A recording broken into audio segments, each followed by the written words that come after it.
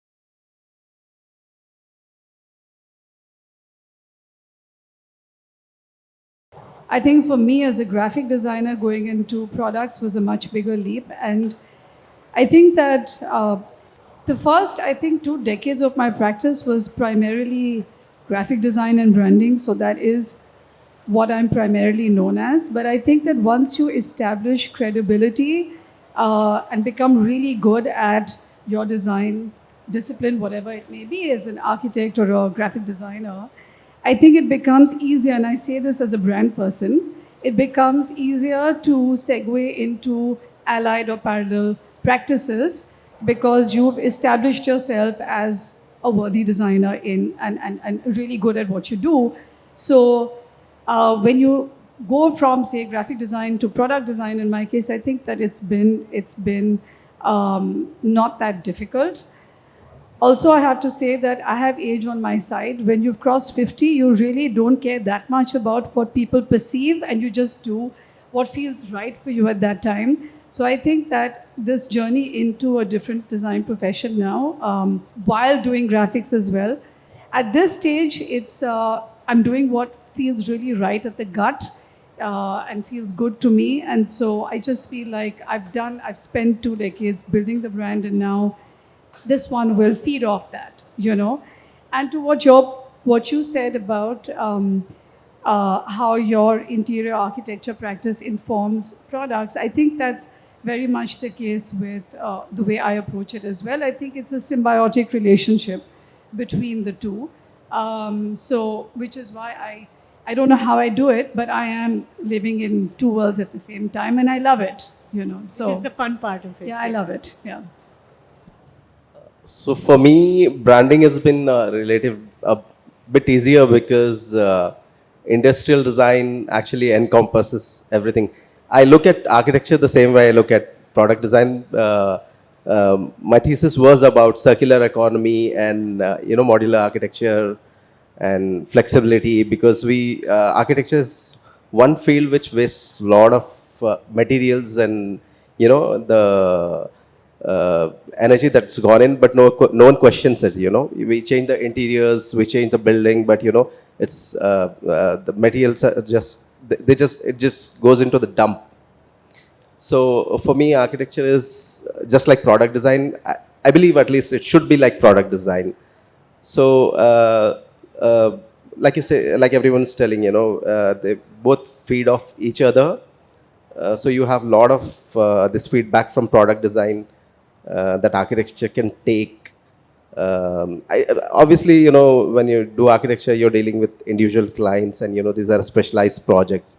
So product design is much easier that way because you have a lot of control over what you do. That's why it becomes a hobby, and it's more fun doing product design than architecture because the scale is less and more controllable. Architecture, no matter what you want to do, there's a client, there's a budget, the time, and so that's that. Well, for me, I think Build Editions is just one of the projects, many projects that I'm working on a daily basis. We have about, I think on average, about 10 projects in the studio, and Build Editions is one of it, and the furniture. And so in that sense, I think as an architect, you're always sort of going back and forth between different clients, different projects, and luckily I'm not doing it alone. I have a business partner and a team in India, a team in the Netherlands, and multiple collaborators that all help with that, of course. That also helps, otherwise it would drive me crazy. And but what is nice, I think, about the Build Editions, the furniture that we design is, I think, and you mentioned that as well a little bit, the timelines are much shorter. Like from a first idea to a sketch to a first prototype, it can happen in maybe a few weeks' time or even shorter. The biggest project we're currently working on is a 75,000 urban district, which all in all together will be a project of about 10 years, which can be quite like demotivating at times also. And then having like a little chair project in between just gives you also like this gratification and the results of your efforts. And that's also something like it's a nice balance, I think, between these. I think the fact that there are multiple stakeholders also helps you sort of dive deep into something else quite smoothly. It's a smooth, natural progression in that sense. Okay, so last question for all of you. I mean, it's lovely to see. You know, even Steve Jobs spoke about connecting the dots. So he spoke about how calligraphy informed the typeface of the Apple fonts, actually. So, I mean, and I think we can see that connecting the dots is what is breeding both your practices. So, a last final takeaway for our audience. There was one learning that you could share that you've experienced in managing both the design practices. Of course, one feeds into the other, but you know, as I think the audience, I'm sure there are many design professionals who are at the brim just thinking, should I do it? Should I not do it? So, what would that one learning be that you'd share with the audience? Well, I think everything that we're doing in our work is there's a sort of overarching idea with it, or the sort of belief what I stand for, and I think that's in the furniture, that's in the architecture, that's in all the other projects as well. And that's, I think, the learning is maybe to stick with that and to be consistent with that and to not deviate from it. And I think the other learning is also be patient. And I thought, like, because I just mentioned, from a first sketch to a first prototype, it can be very short, but I've also learned that it can also be very long. Because in product design, you can really be very nitty-gritty about every detail and every millimeter that is then suddenly very important. I think just to trust what you believe in, what you've started, and and stick with it. I think then you will also see the results of that work and that effort. For me, I think it's essentialism. It's about being relevant in whatever you do, be it architecture, product design, or automotive design, because designers do create culture. Design does create culture, and culture creates design. So there's a loop. So we have to respect that. So in today's field, where we put our name to everything, there is a danger of our narcissistic personalities showing up in design. That's a big challenge to control. That's I feel. So I stick to essentialism. So I'm like taking myself away from whatever I do. So that's a challenge. I think for me, one of the big learnings actually in this process of multi-hyphenating my practice, one was taking the leap. Ideas come from magical places. You don't know when it's going to hit. And so be open to the ideas, recognizing them when you see them. Take notes, write them down. You never know when it's going to come to use. And then follow your gut. And when you see those threads, follow it, because you don't know where it's going to lead to.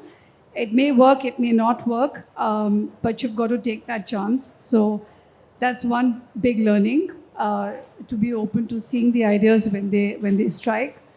And the other big learning has been I think the risk with the multi-hyphenated practice is to skim the surface and try to do too many things. And I think that what's been very important for me has been to acknowledge how little I know, and then really get into the depths of understanding whichever craft I'm working with.